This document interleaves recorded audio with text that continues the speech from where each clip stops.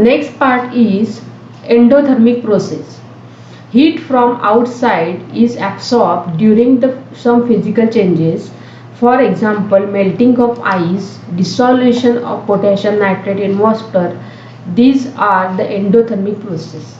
So endothermic process मध्ये काय होत आहे तर हीट आहे ती आउटसाइड मधून ॲब्सॉर्ब केली जाते काही फिजिकल चेंजेसच्या वेळेला, बरोबर. आता सेकंड वाली केस जी इथे त्यांनी दिली आहे ॲज एक्झाम्पल ती तुम्हाला माहीत नसेल, पण फर्स्ट तर माहीत आहे.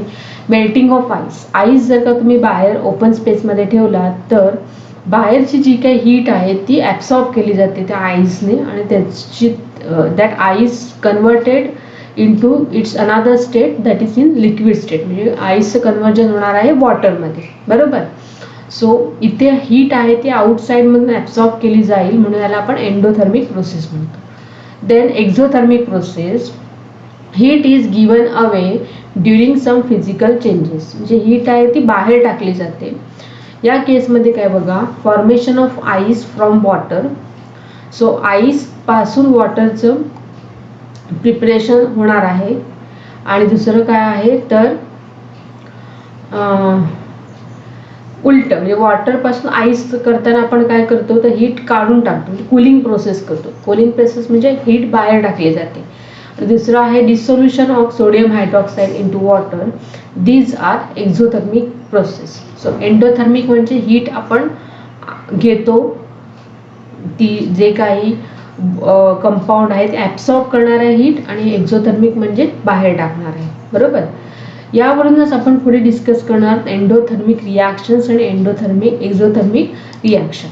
एंडोथर्मिक रिॲक्शन मध्ये काय तर during endothermic chemical reaction heat is either absorbed from surrounding or has to supply continuously from the surrounding. आता इथे कोणती केस येते तर काही केसमध्ये हीट ही ॲब्सॉर्ब केली जाईल किंवा आपण हिटिंगची प्रोसेस करतो. हिटिंगची प्रोसेस करतो म्हणजेच काय तर हीट आपण सप्लाय करतो. याचं एक्झाम्पल आपण बघितलंय जे खूप वेळा आतापर्यंत डिस्कशनमध्ये आलं होतं. CaCO3 मीन्स लाईम पावडर जर का आपण हीट केली तर त्याचं कन्वर्जन CaO मध्ये होईल आणि CO2 गॅस रिलीज होईल. या केसमध्ये आपण हीट काय करतो प्रोव्हाइड करतो कंटिन्युअसली आउटसाइडने. So this reaction is called as endothermic. Endothermic means heat provided to that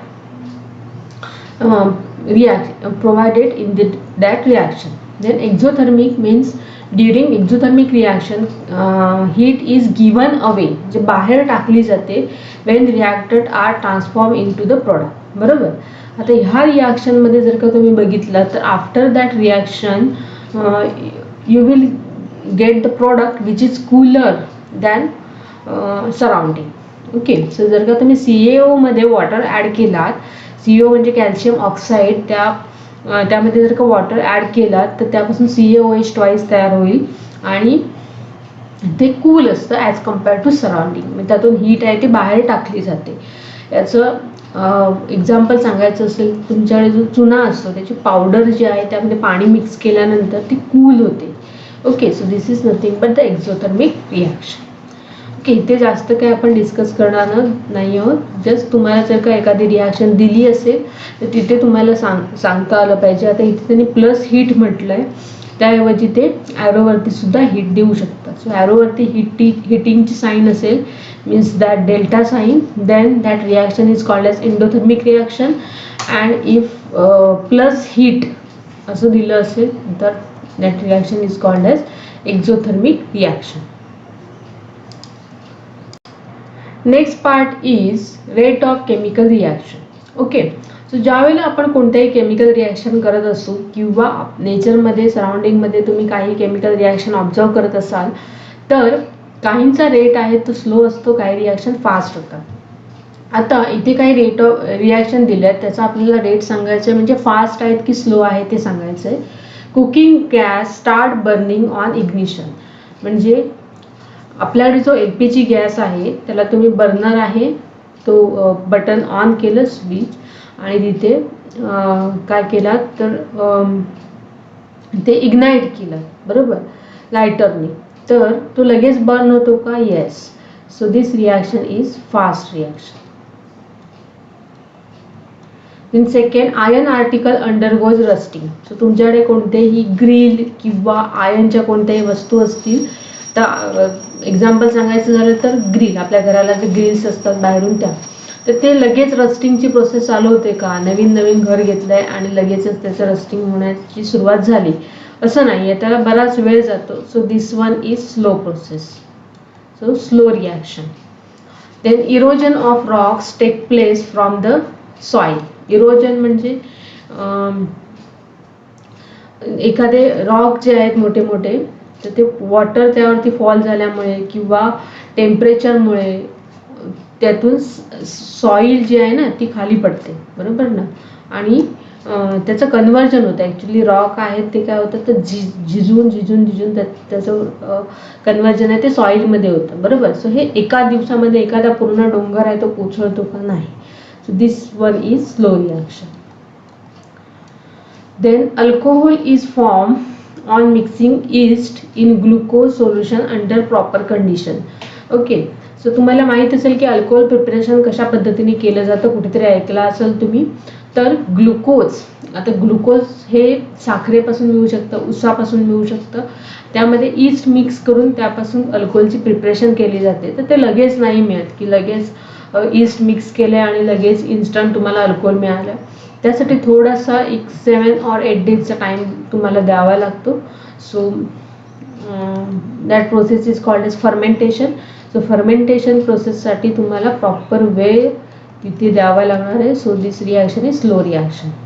then effervescence means बुडबुडे जे येतात ते is form on adding baking soda into test tube containing dilute acid. So ॲसिडवरती तुम्ही soda टाकलात की instant लगेचच बुडबुडे येतात आणि ते काय असतं? कार्बन डायऑक्साईड होतात. कार्बन डायऑक्साईड आहे, बरोबर. सोपं गोष्ट सांगायची झाली तर लेमन आहे, लेमनवरती जर का तुम्ही बेकिंग सोडा ॲड केलं तर इन्स्टंट तुम्हाला बुडबुडे येताना दिसतील. ती बुडबुडे कशाचे असतात? कार्बन डायऑक्साईडचे असतात.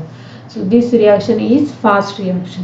Then last, white precipitate is form on adding dilute sulphuric acid on barium chloride. Okay, so लगेच आपल्याला प्रेसिपिटेट मिळणार आहे. So this one is fast reaction. Okay, so या ज्या रिॲक्शन्स आहेत या आयदर स्लो आहेत, काही रिॲक्शन फास्ट आहे, बरोबर. सो रिॲक्शन फास्ट आहे की स्लो आहे यालाच आपण काय म्हणतो? Rate of reaction. Okay, so rate of reaction is fast म्हणजे ती रिॲक्शन पटकन होऊन जाणार आहे. Rate of reaction is slow means ती रिॲक्शन होण्यासाठी आपल्याला वेळ लागणार आहे. आता यावरती कोणते कोणते फॅक्टर्स अफेक्ट करतात त्याचं डिस्कशन आपण पुढच्या पार्टमध्ये करणार आहोत. So factors affecting on rate of reaction. Rate of रिॲक्शनवरती फॅक्टर पहिला अफेक्ट करणार आहे तो म्हणजे नेचर ऑफ रिॲक्टंट. रिॲक्टंटमध्ये आपण नॉर्मली काही कंपाऊंड वापरतो. ते कंपाऊंड जे काही एलिमेंट आहेत ते एलिमेंट असतील either metal, non metal or metalloid, बरोबर. सो प्रत्येकाच्या प्रॉपर्टीज ह्या वेगवेगळ्या असतात and those properties depend on the structure of that atom, बरोबर. आता इथे आपण एक रिॲक्शन कन्सिडर करतोय, reaction of metal aluminium and zinc with dilute HCl, बरोबर. सो ही रिॲक्शन कशी असेल ते आपण बघूया.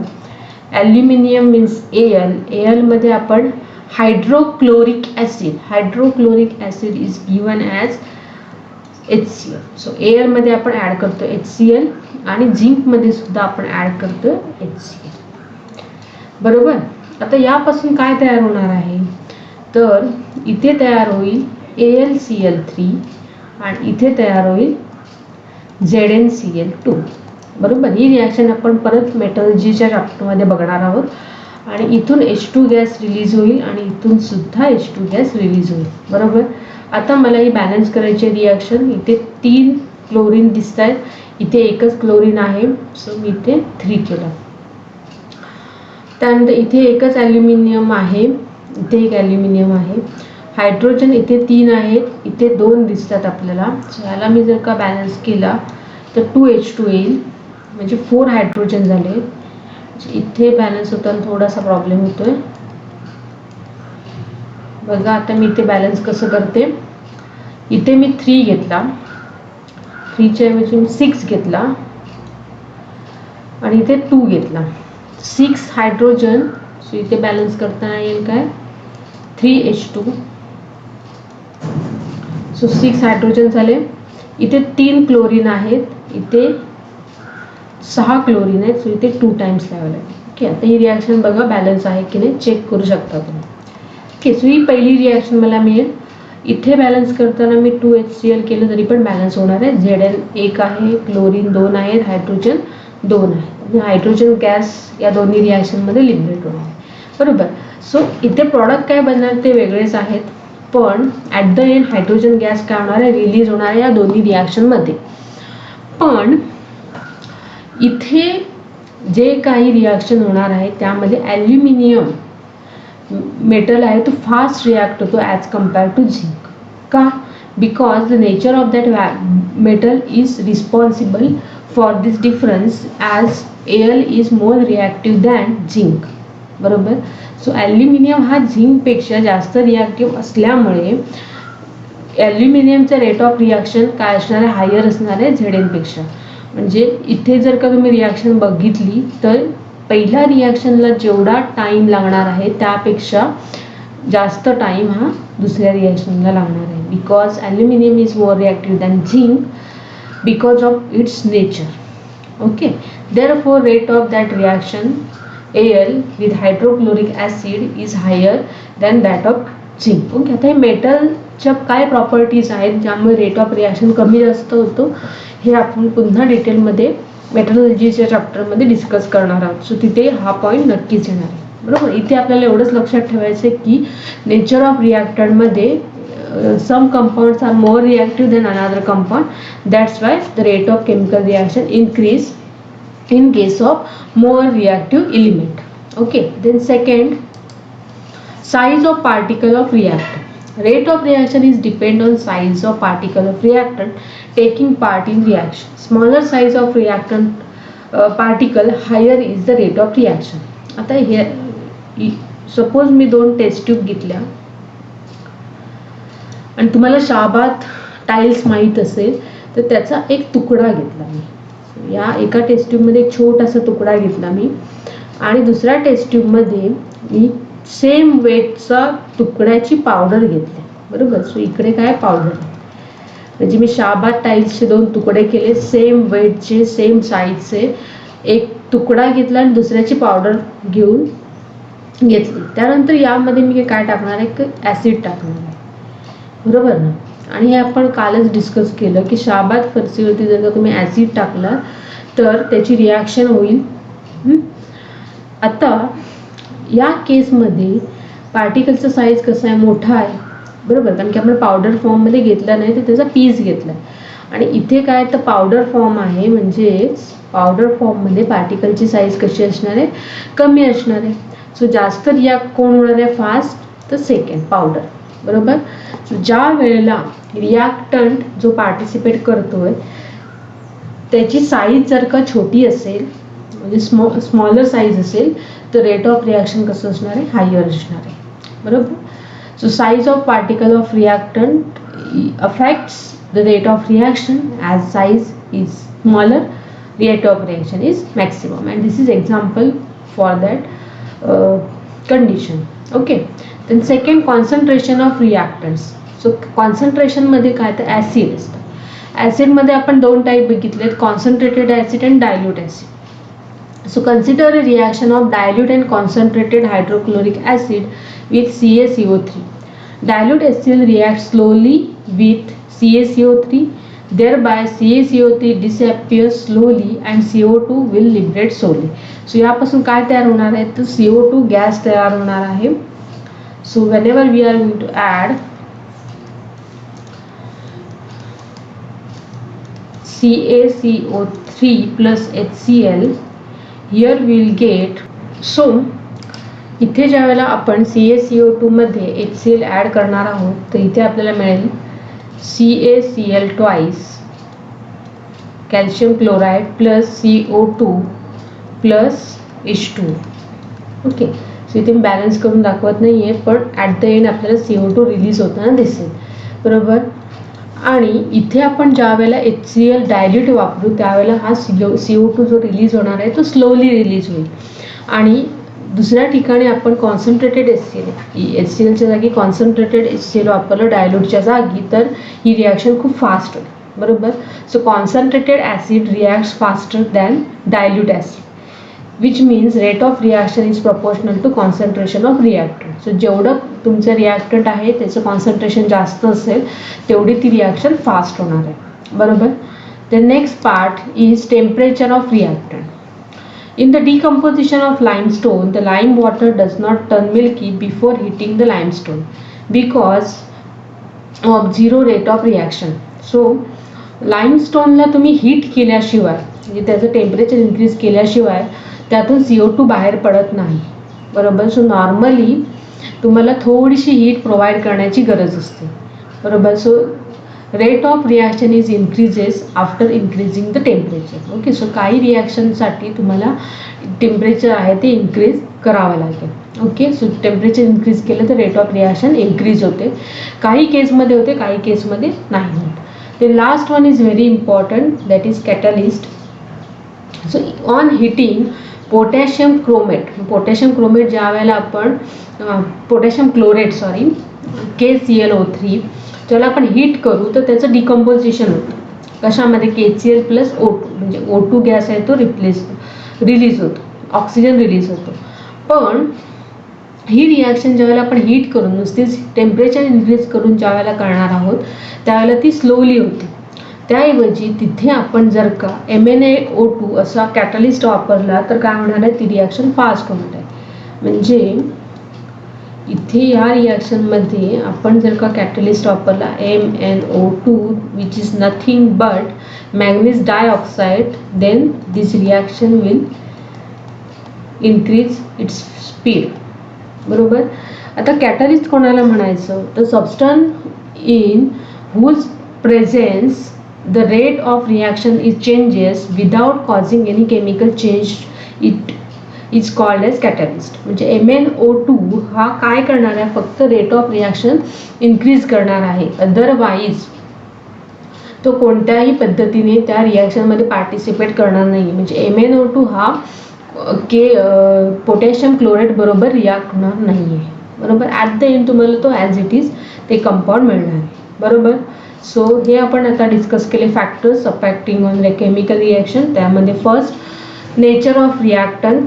नेचर ऑफ रिॲक्टंटमध्ये रिॲक्टंटचे एलिमेंट जे काही आहेत त्याच्या प्रॉपर्टीजवरती आपला रेट डिपेंड असेल. As AL is more reactive than zinc, so AL ची रिॲक्शन ही फास्ट होणार आहे as compare to zinc. Second is size of particle. जेवढी पार्टिकलची साईज कमी तेवढी रेट ऑफ रिॲक्शन जास्त. त्यानंतर कॉन्सन्ट्रेशन ऑफ रिॲक्टंट.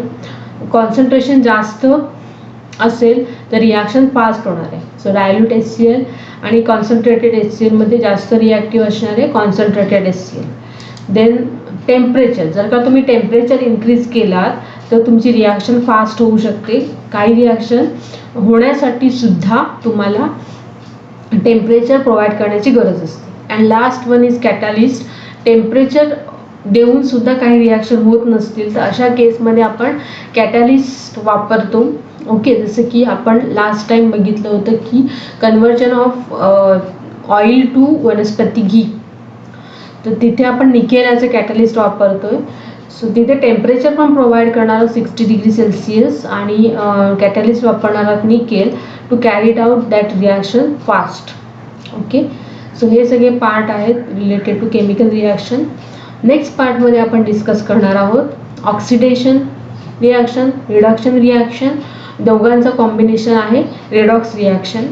आणि एकदम लास्टला आपण डिस्कस करणार आहोत रस्टिंग ऑफ आयर्न, बरोबर. सो ती एकदम डिटेलमध्ये ती प्रोसेस आपण डिस्कस करणार आहोत आणि काही एक्सरसाइजमध्ये क्वेश्चनसुद्धा डिस्कस करू आपल्या थर्ड लेक्चरमध्ये.